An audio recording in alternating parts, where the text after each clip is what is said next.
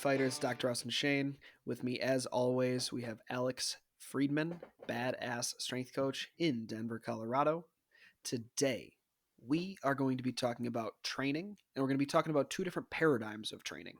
So, there's training for athletic performance, and then there's training for vitality or human longevity.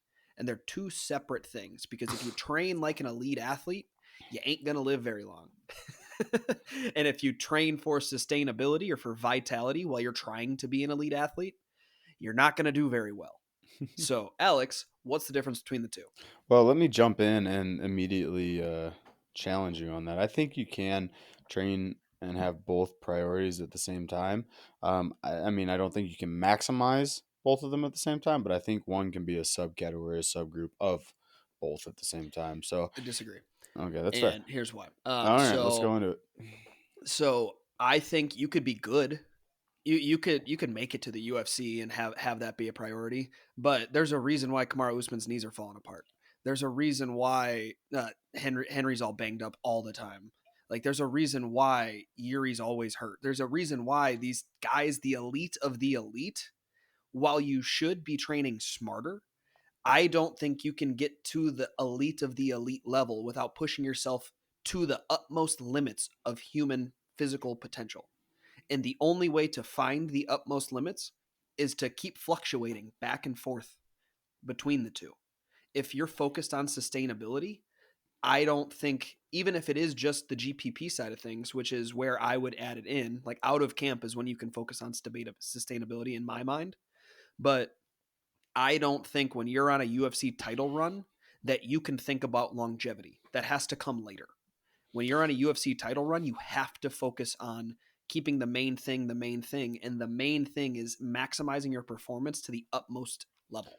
But I disagree that isn't that the mission of building a fighter is creating longevity in a UFC champion's career? Isn't that the essence of what we do is training smarter, and you have time frames that you of course emphasize performance or time frames that you emphasize longevity, but even in the time frames that you emphasize performance, we can have longevity as an undertone and have certain exercises, certain corrective, certain modalities built in. And yes, they might not be exercises that are aimed at helping you live the most healthy life that you possibly can and be pain free every day, but they're longevity exercises in the sense of we're going to keep you running for the time being. We're going to make sure that you don't run into a dislocated shoulder, that you don't run into a complete tear in your meniscus, so that you don't run into those things. While I agree that extremity is necessary at times, I totally think that it's worthwhile in our efforts to try and avoid those things or try and plan ahead and against them. 100%. But we're talking about two separate things. When I think training for vitality, I think like we're trying to maximize health, right? Sure, When we're training for athletic performance, we're trying to maximize performance. You're talking about trying to sustain performance over as long of a range as possible. sure. That is still going to have a degradation effect on human health. While we're still in the lens of performance, if we keep pushing our body, if we think about like vitality, it's a bell curve. If we think about Yeah. vitality, total vitality on the left of the bell curve, we have everybody like kind of right in the middle. And then we have the elite of the elite in every sport on the right. We're still, even though we're, sorry, even though we're trying to increase the sustainability with which they are performing, which is what you're talking about, because we're trying to give them 2 or 3 extra years on their overall total health, it is doing more of a disservice to total health and longevity than it is actually boosting what they're doing because they're pushing themselves past. We're causing a degradation effect if we're always trying to hit aerobic power, if we're always trying to hit like VO2 max, Yeah. like their tissue can't handle that. Yeah. And I would think that more orthopedically than anything else. I think, performing at a high level actually would increase your vitality as far as like being a robust human. But I mean, I will confess that, yeah, I think we're talking about two different things, but I don't think that it's a fool's errand to mind both of them at the same time. Right. So an easy study that we could go to in I don't have this pulled up. This is just we'll call this a rough Off the top, estimate. yeah. Yeah, exactly. Is there was a study that was done, I believe it was like 2010 ish, and they looked at runners. And it showed that if you're running around, I believe the number was around 40 miles a week, that's going to increase your likelihood of living a longer life. It's going to increase your longevity. It's going to increase your health.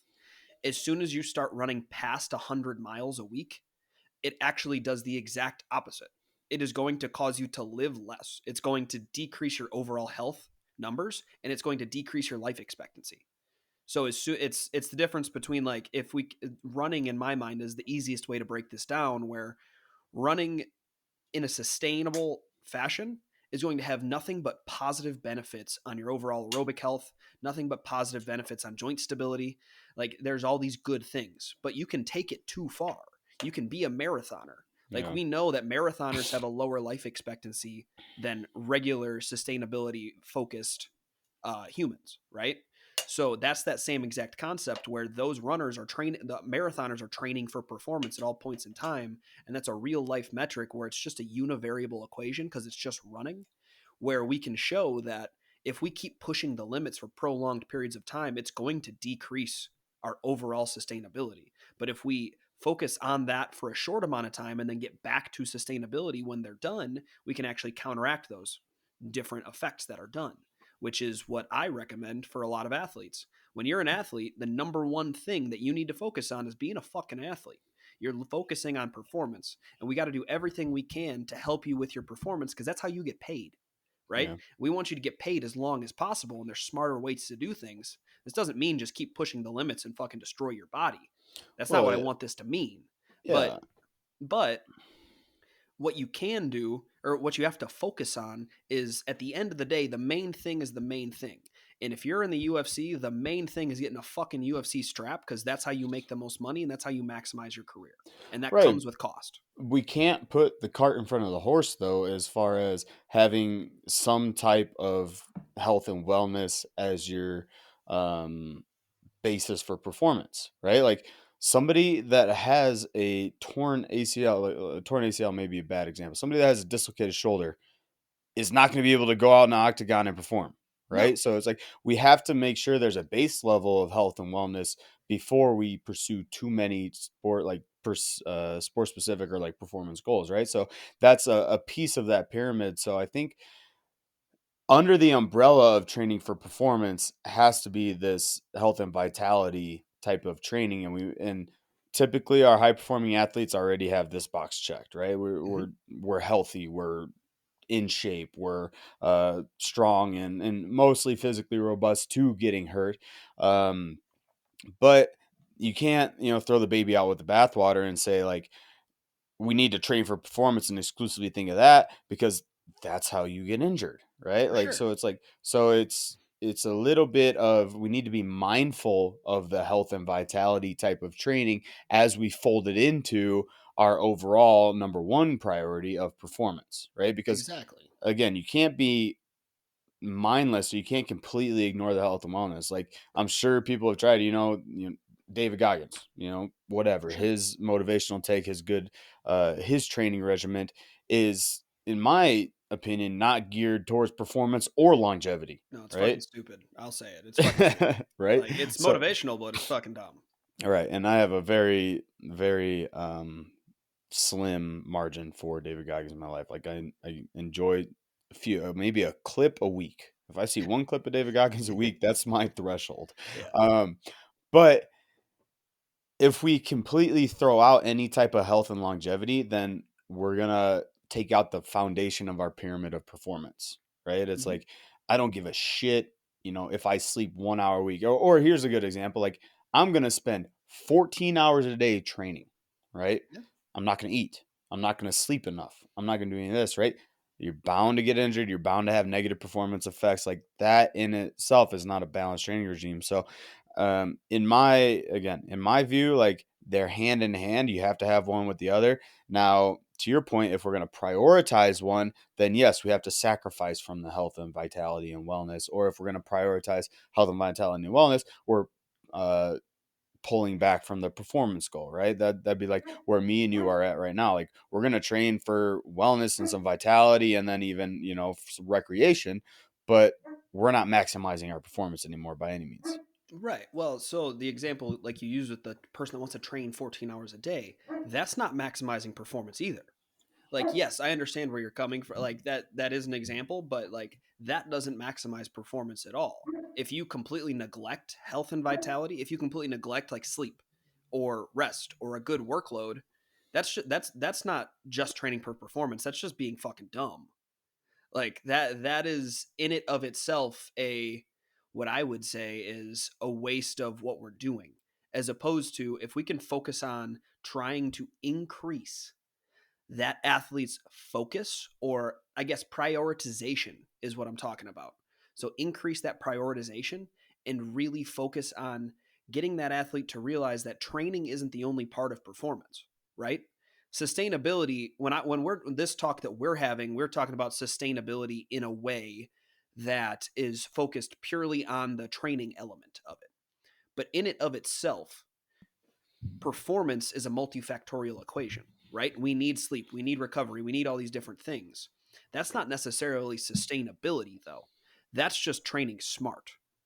When we're talking about when I'm talking about I need you to focus purely on performance versus purely on like longevity or sustainability, and obviously with a little bit of leeway, I'm thinking like a an Atlas stone sandbag clean that puts you in lumbar flexion in a rounded state. You can't do that Yeah. without getting to some point of lumbar flexion with heavy weight. But for a grappling athlete, I think it is an extremely proficient movement to help us get good with a sport specific phase of our training, right? Yeah. So it's a exercise focused on performance versus sustainability. I know for the long term health, if they do that movement too many times, it is more likely than not going to cause low back pain and or disc radiation pain, right? That's from a Yeah. sustainability standpoint. But from a performance standpoint, the number one goal is a UFC strap.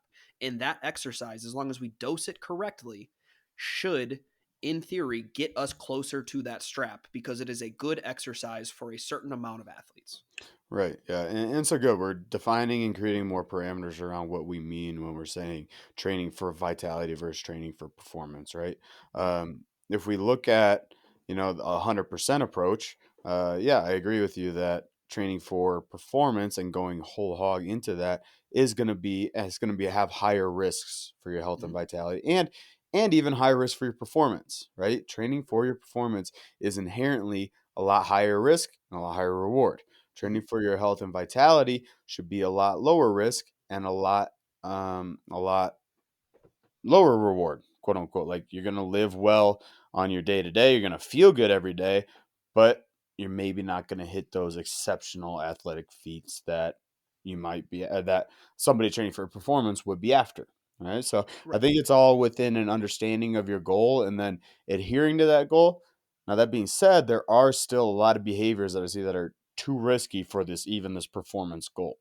Right. Correct. Yeah. Like that's where we talk about like overtraining. That's where we talk about like sparring 3 times a week. That's where, a lot of bad shit can go wrong. So there's a smart way to train for performance um, versus training health and vitality. But at the end of the day, too, I don't see anything wrong with training with health and vitality as your overall goal either.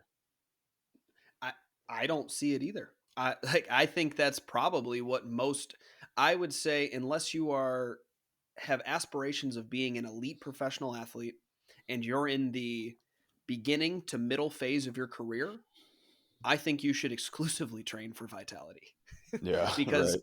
because your number one goal is to focus on why are you doing fitness? If Right. you're doing fitness at all, it's most likely for the fact that you want to live longer or you want to feel better or you want to look sexy naked or whatever the fuck it is, but you're doing it not for a performance goal.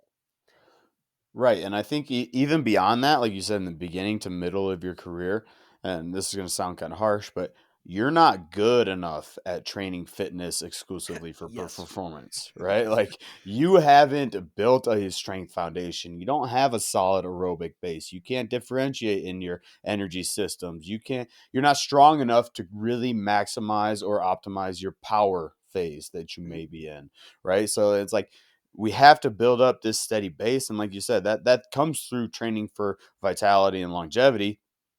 It just comes with experience, right? Once we get experience, once we um can have a lot of those foundations, then training for performance becomes that much more effective. It becomes a lot more fun, and it becomes a lot more variable, or even like we said, higher risk, right? Hmm. So you have to establish that training foundation and base first. And I think you can go through like the chronology. Is that a word? Chronological.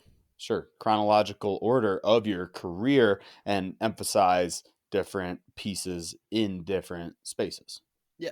So like when we're thinking about vitality, I want to give some examples because we could be theoretical all day, but if you guys can't apply it, that Sure. really this is a waste of a fucking podcast. So when we're thinking about like longevity based approaches, one of the major things is developing a robust aerobic system, but not pushing it too far, not Yeah. doing crazy amounts of high intensity workouts, not doing like I'm gonna throw a little shade. Like if you're training for vitality, probably like shitty CrossFit or like F45 probably ain't the way to do it, Yeah. right?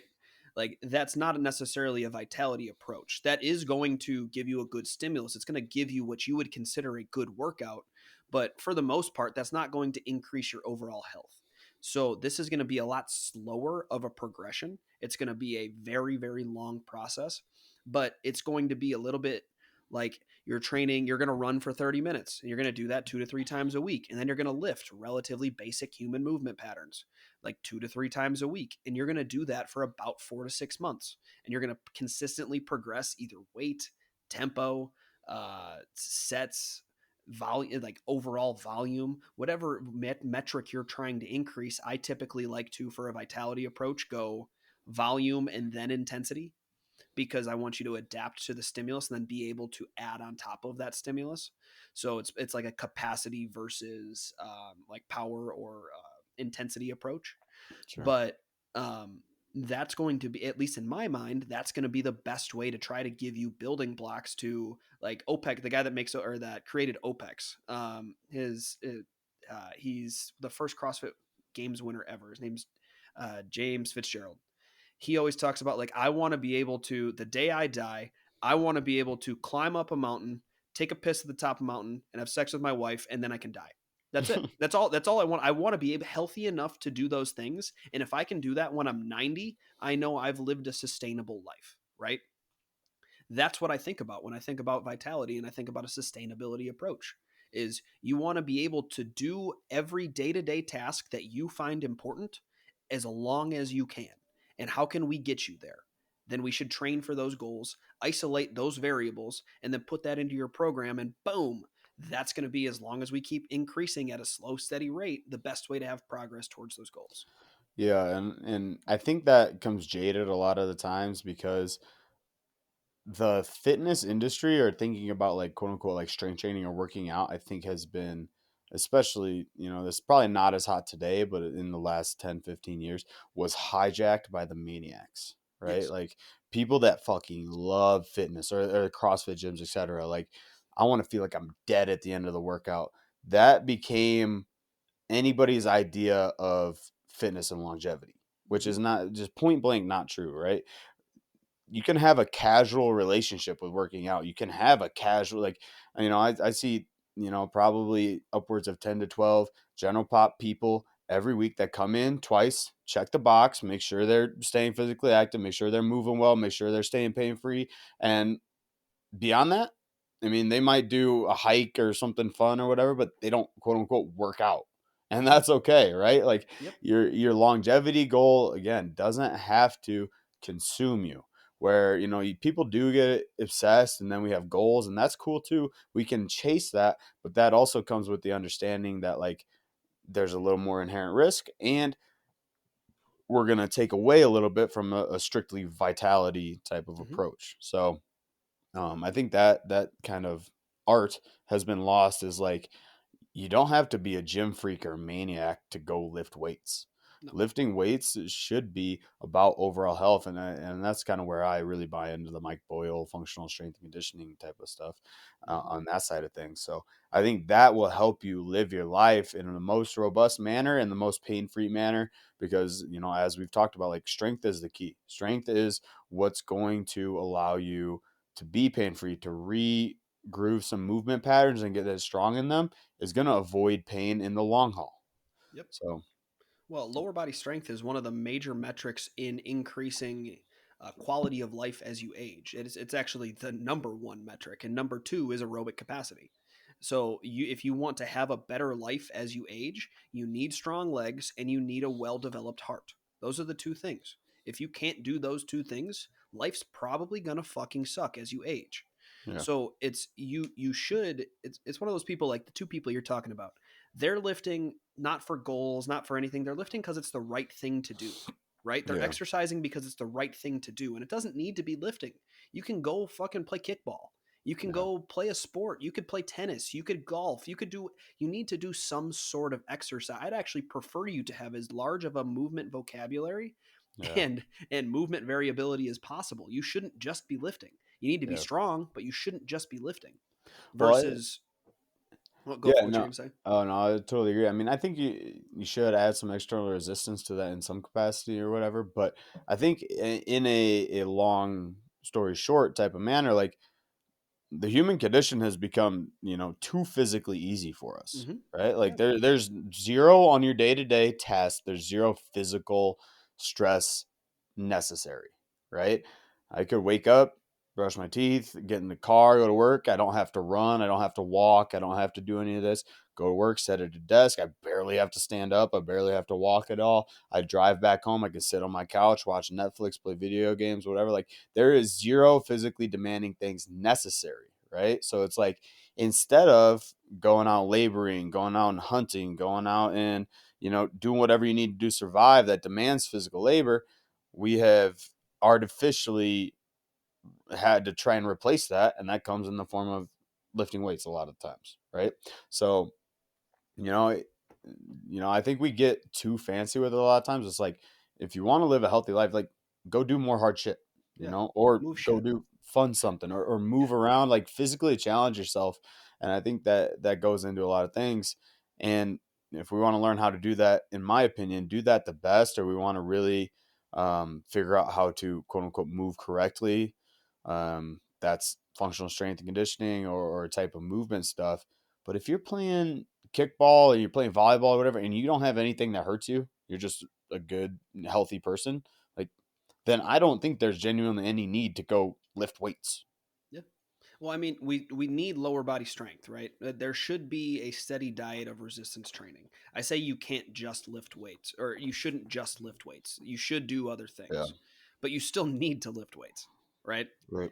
We know from the same study I said earlier that lower body strength is a massive metric as you age in your quality of Hmm. life. So you need to squat, you need to deadlift. I'm sorry, I hate to break it to everybody listening, but no matter what, you can't get away from those fucking things. Yeah. But and moving from the purely vitality standpoint, because it is just a spectrum, we're going to go a little bit towards the middle part of the spectrum now, where that's going to be our weekend warriors, our recreational jiu-jitsu rollers, our 40-year-olds that love jiu-jitsu and they're trying to get better at their sport, but they're not going to be a professional at it. They just want to get Right. better and do that sport for as long as they possibly can. This is where we can shift purely just from, hey, lift twice a week, run twice a week, to we can get a little bit more specified. Specification comes with risk, like Alex was saying, but specified nonetheless, where we can make you strong in jujitsu based positions. That's going to Yeah. help you on the performance side, because again, performance is a spectrum as well. So it's a little bit more goal oriented, but it's not going to be the crazy sport specific movements that we potentially might have to use for our elite MMA athletes. And I say Yeah. potentially because you don't always need to have them. But that once we get on that spectrum towards our, hey, you like going to kickboxing class twice a week. Hey, you're a blue belt and you do maybe one tournament a year in jujitsu. Maybe you're transitioning into no-gi jujitsu. Maybe you want to wrestle with your kid and you want to help coach a high school wrestling team. You used to wrestle, but you want to get back in shape. Yeah. Then we get a little bit more focused on, well, we should probably layer in a little bit more of a pliability based approach. We should probably include a little bit more mobility training. We should probably include a little bit more of a strength emphasis because you have to handle these positions. And if you increase the capacity of the tissue, you're less likely to get hurt. There's a lot of different factors we can add in that while you're training might give you more aches and pains, but in the overall longevity of you being able to do that sport for as long as you can or do that hobby for as long as you can, it's going to increase that probably 3 or 4 times the amount of what you actually would get injured from the training you're doing, or I guess aches and pains, not necessarily Yeah. injured, but sore from the training you're doing. And I think this is the sweet spot. I think this is kind of the honey hole where a lot of our society needs to live, or should live, Yes. because we're talking about the pure longevity and sustainability approach. Like a lot of times that that doesn't do it for people. Doesn't keep them motivated. Doesn't No, I'm it's not boring gonna as fuck. right. So it's so it might live for a certain group of people, but that's like bare minimum. You have to do some physical activity as that. I think this halfway weekend warrior type of place is where we can really create some performance goals. We can increase risk, but in a very tolerable manner, right? Yeah. Like there's not going to be a Right. super Like big inherent risk, 3%. right? It is, and if you're doing it knowledgeably and you know how to move and you know how to train people, or you know how to train and move yourself, then the risk is super minimal. But the goals and the performance are what going to keep it interesting, keep you Hmm. motivated, keep you coming back, keep you engaged in your health and wellness. And it's almost like a side effect. It's like, Hmm. I love jujitsu. I want to do more jujitsu. I'm going to strength train on top of it to help my jujitsu game. And it's like, and a byproduct of that is I'm a really healthy individual, Hmm. right? Like, I think that's, again, where people are going to maximize their lifestyles, are going to maximize their physical capacity, because, we talk about performance exclusively. That's the 1% of 1% that need to train like that, right? Hmm. So the more that we can get people interested in fitness, and then have goals, whether it's fitness related in the weight room or on a different sport or whatever, I think that's where people are going to stay the most motivated, and you'll get the most out of it because you have something you're working towards. You're more engaged, you actually care about what's going on, versus like, oh, all right, I'll hit my deadlifts and then I'll go home. I'll hit my deadlifts, I'll walk on the treadmill, and now I'm out, so it's like Yeah. the weekend warrior, I think, is where you'll see the most health benefits. It's just ironic that they're almost like a side effect rather than a primary emphasis. Right, which is, I agree with you. This is where the majority of people should live because, Yeah. for the reasons you said, it makes it more interesting. But also because it allows us to really, really see that, or and create long-lasting habits, that fitness leads to less injuries. Fitness leads to good things in life, not bad things in life. Fitness can lead you towards accomplishing the goals that you're going after, not Yeah. just running on a treadmill and falling off, and not just trying to go be an elite athlete and getting hurt. This is this golden zone in the Yeah. middle where we know that if you make you stronger and each joint is strong, then it's a lower injury risk, right? At the beginning, it's a little bit more risky because you're learning new movements. You're going to be sore. You're going to be potentially in a little bit of pain. That's normally okay for the most part. Typically, the weight room is the lowest injury risk of anything you do, Right. especially if you're a combat athlete recreationally. But as you progress, as you get more comfortable, as you learn different movement skills, it drops your injury risk substantially because you're strengthening all those joints. And once you realize that, once you feel what it feels like to be strong in a certain position and not have your knee ache, Yeah. that is going to show your brain that, oh, this stuff works.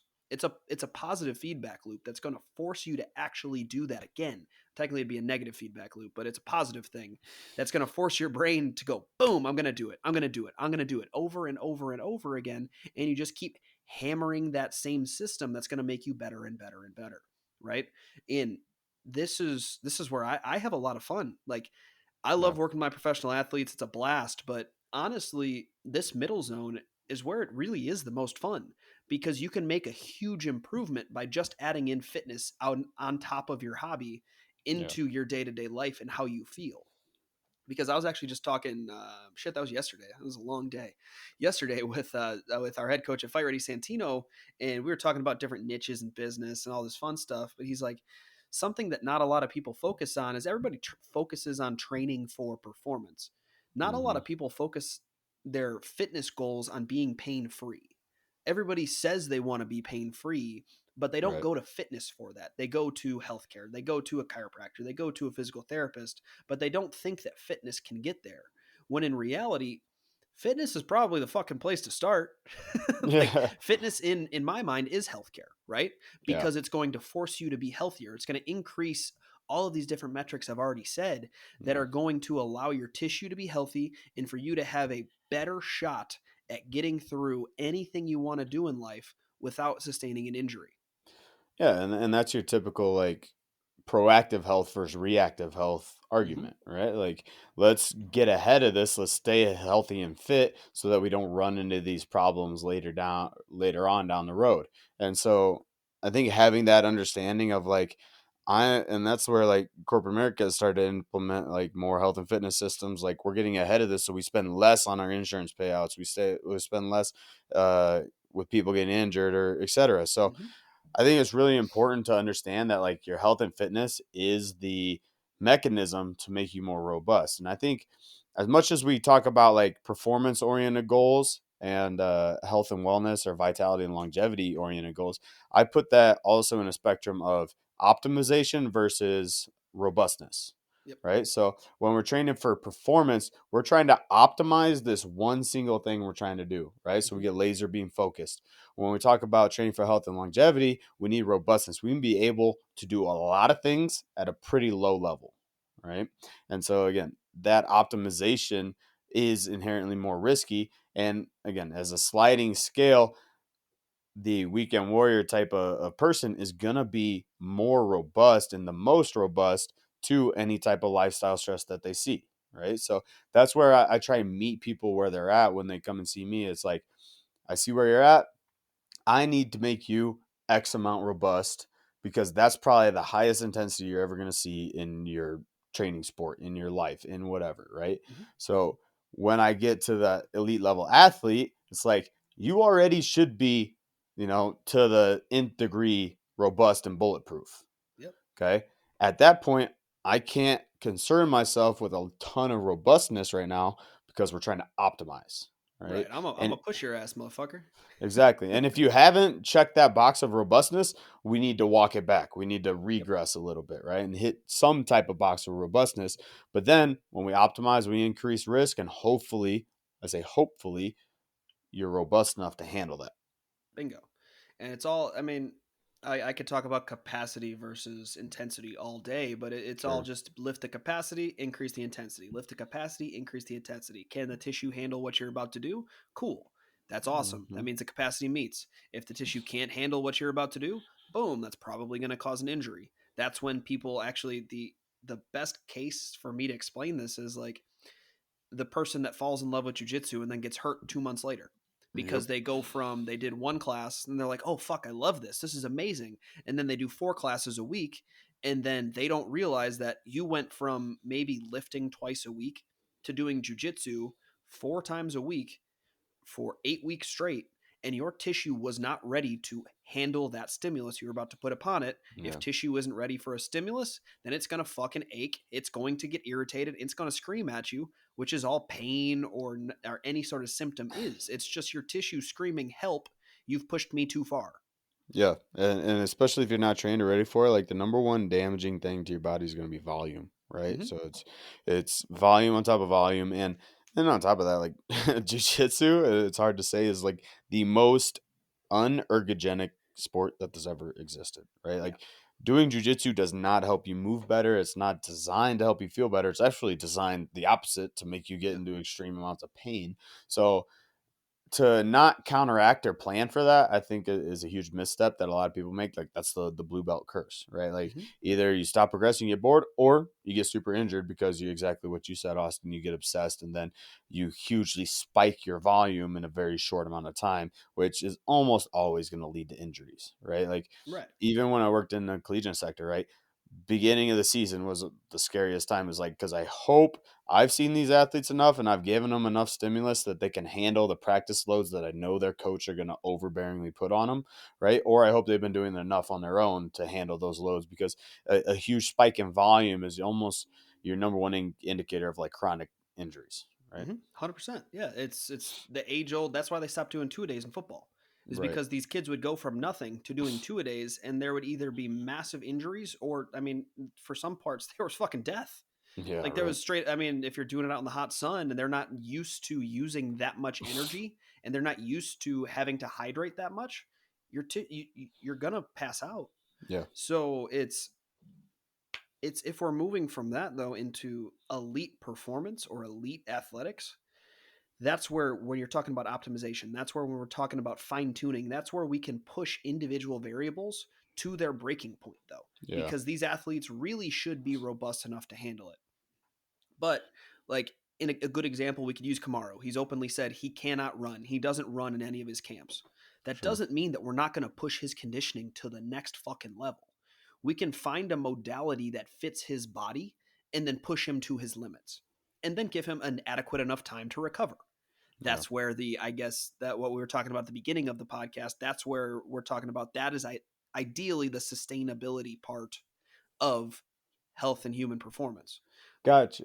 Yeah, yeah, and I think too what you said, like we're pushing to find that limit in the optimized system, like, and this is where I think the skill of a really good either technical or strength coach comes into play because to find that limit and not surpass it so much that you create injury or not surpass it so much that you create burnout or disinterest or whatever, like to not surpass it too far is I think the skill of a good coach, right? 100%. Because That's where we that's won't. where you pay for a coach. Exactly. Yeah, and because you do want to maximize your results, you want to get the performance you need the UFC strap, right? But we can't push so hard and find the limit of this, X category. Let's conditioning, right? You're on conditioning. We got Mhm. to find the most optimized conditioning that you can have for MMA, you know. Right. But not all the time. That's through road work and running, No. right? For Kamar Usman, it can't be through running, right? So it's Yeah. like we need to have a little smarter approach for that, but the only way you're gonna find that tipping point is to go past it a little bit sometimes. Yeah. So plan for that, plan ahead for that. Calculate as much as you can, like minimum effective dose, and then scale it back once you have found that tipping point. It's not this is my standard or this is the best athlete I ever had, so that's the standard. It's an individual standard, Yep. which I think is missed a lot. It's like, I had the toughest wrestler in the state last year, and he could train like a motherfucker. And then I can't hold everybody to that standard. People are gonna break point blank. Yeah. And so as a coach, am I But what's in the crazy is some people do. is it am I in the business of breaking people or am I in the business of helping you achieve your personal best? Right. I think Yeah. is the conversation that a lot of coaches have to look honestly in the mirror and answer. Well, it's not just on a conditioning standpoint because that's what we were talking about with Kamaru and exercise selection. Like sometimes it's on a strength standpoint. How much can an athlete's body hold? If I Yeah. want, say I'm working with a grappling athlete and they just overwhelm people with their wrestling, I need them to be fucking strong. They need Yeah. to be extremely strong to handle anything that gets thrown at them, a stable base. Well, we're gonna do trap bar deadlifts because it's a little bit more. It's a little bit safer on the low back, so we'll pick an exercise that's better for them. But we're gonna load it up, and Hmm. sometimes you push past the threshold, like you never want to. But sometimes you get to a point where the athlete does a deadlift and it fucking hurts, and then you back Hmm. off. But guess what? You found your threshold, and now you know. And that's the art of coaching: is you never want to get to that point, but inevitably you will. With any athlete that's worth their salt, wants to keep pushing. They Yeah. want to keep going. They want to go as high as they can and find their limit. That's not an excuse to overtrain, but that's an excuse to try to find the limit that you can push to and then keep hitting that, keep hitting that, keep hitting Yeah. that. It's almost like it's a really small sine wave graph where it's just going up and down and up and down and up and down. And you just want to keep tapping the threshold because that's the only way that they actually are going to get stronger. You have to be as close as possible to the threshold, keep touching it, expose them to that stimulus, and then force them to adapt to that stimulus that you brought upon them, and that's how they're going to get stronger. That's how they're going to make the gains. That's how they're actually going to translate the strength that they get into their fucking sport. Right. And that's your conversation too, where you're the brakes for their athlete. Like the Mm-hmm. athlete's job is to say yes and go.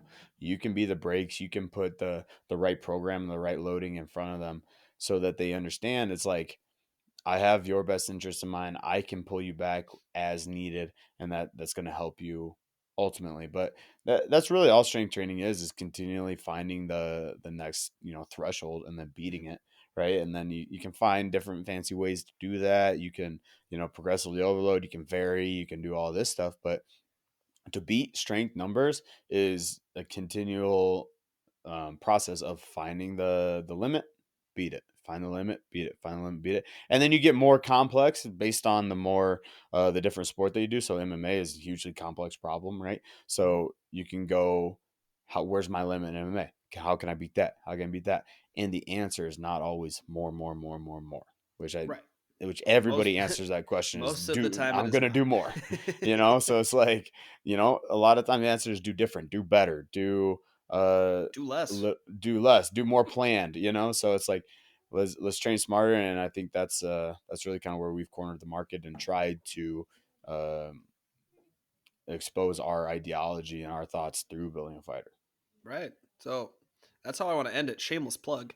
Um, what we have is that's our whole system. Is whether you're an elite athlete and we need to push you, we have to find that minimal effective dose and get you there. Whether it's teams, whether it's individuals, whether it's a program designed to push you, but not push you past your limit to where you're injured. Right. It's Mm-hmm. pushing with a purpose is what I tell people. We also have programs that are designed to be that middle ground, where Yep. we have programs designed specifically to help with injury prevention, help you get you out of pain, and then go do the hobby that you love to do. Right? Right. That's We the have jujitsu wellness program. exactly. We have jujitsu wellness. We have a bunch more coming too. We have wrestling wellness. We're gonna have striking stuff. We're gonna have all these different programs that are designed more so to stabilize your joints and get you out of pain than any sort of performance metric. But the Mm-hmm. fun part is stabilizing your joints and getting you out of pain typically increases performance because it allows you Mm-hmm. to do that sport in a more effective manner and do more. The more reps you get in an effective way, probably the better you're going to be. That's step number one. Exactly. So take a look at our website. We're actually getting redesigned right now, but by the time this podcast comes out, we'll have programs available and they'll all be up. But if that sounds like something you're interested in, hit us up, whether it's at the website or at our Instagram, which will be in the show notes, or at our emails, which will also be in the show notes. We are always happy to help, and we just want to help elevating this sport of, I guess, the sport of MMA, but this genre of sports called combat sports that we find so dear. So that's my soapbox. I'll hop off it. This is Dr. Austin Shane, Alex Friedman. and we are out.